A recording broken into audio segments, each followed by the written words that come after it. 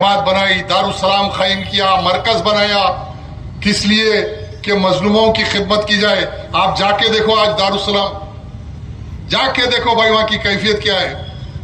एक हुजूम है सूदखारों का, रौडियों का, नाजायज कारोबार करने वालों का। कोई मजलूम की फरियाद नहीं। कई लोग आते, मैं पूछता हूं क्या भाई दारुसलाम चले जाना था, तुम्हारे एमएलए करने जाना था, दारुसलाम जाओ, वहां एमपी बैठे हुए, वहां पे तो हजारों करोड़ रुपए जमात में है, क्यों मुसलमानों की मदद नहीं हो सकती। लोग बोलते हैं कि अंदर तक आने नहीं देते, बात तक करने नहीं देते।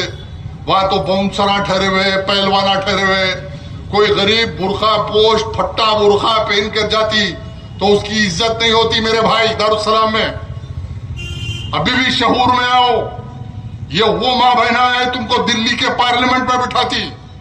ये गरीब बुरखा फटे हुए बुरखा लेके पोलिंग बूथों पे जब वोट डालती, नाम बदल बदल के, तुम ऐवान असेंबली में बैठते। याद रखो, हमेशा याद रखो, ये उनका सदका है उन गरीब बहनों का जो आज परेशान हाल है, रोटी के लिए, बच्चों के लिए परेशान है, बीमार बच्चों की दवा के लिए परेशान है। अगर तुम उन पे तवज्जो नहीं दोगे तो अल्लाह पे मेरा यकीन है कि तुम तबाह बर्बाद हो जाओगे, तुम्हारे महिला बाकी नहीं रहेंगे। जो 300 साल हुकूमत करके गए, आज जाके देखो किंग कोठी का क्या हाल है, आज जाके देखो विखारुल उमरा पैगा का क्या हाल है, जाके देखो आज पैगा पैलेसों का क्या हाल है। खंडरों में तब्दील हो गए। एक वक्त के सलातीन थे, आज बाकी नहीं रहे। अरे आज है तो कल नहीं रहोगे। लेकिन अल्लाह वालों के आस्थानों पे आज भी रोशनी है या नहीं है, बताओ मुझको। जाओ याकूतपुरे में फिर के देखो, हर आस्थाने पे कैसा जगमगाहट है। जाओ सोटे पीर की दरगाह देखो, जाओ चुंटी शाह के मैदान देखो, जाओ बुल्ले शाह साहब की खिड़की देखो, जाओ हर आस्थाने पे जाके खड़े होके देखो, सुकून महसूस करोगे। दरूद और सलाम पढ़ लो और उसके बाद कैफियत पैदा होगी, दिल में सुकून पैदा हो जाएगा। तो औलिया अल्लाह के रास्ते पे आओगे, नबी के रास्ते पे आओगे, अल्लाह के रास्ते पे आओगे, या ये बंगले बनाना, यजीदियत और यजीदियों की हुकूमत कायम करोगे। ये दारुसलाम में क्या होना है, ये मुसलमानों को सोचना हो। लाखों मुसलमान शहीद इसलिए नहीं हुए, शराबिया, जानिया, सूदखारा जमा होकर जमात का झंडा लो, सोने के चेना, काले ऐनका पहनना, गुंडागर्दी करना।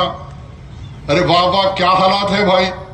आज मैं हूं, कल नहीं रहूंगा भाई, आज हूं कल नहीं रहूंगा।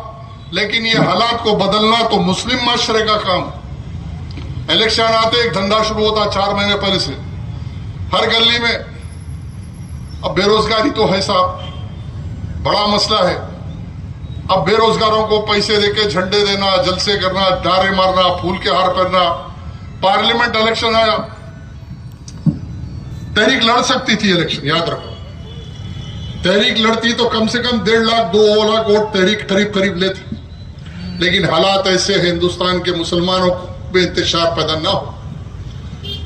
तहरीक के तमाम लोगों ने लड़ने का इरादा किया, तहरीक के उम्मीदवार को भी तैयार किया।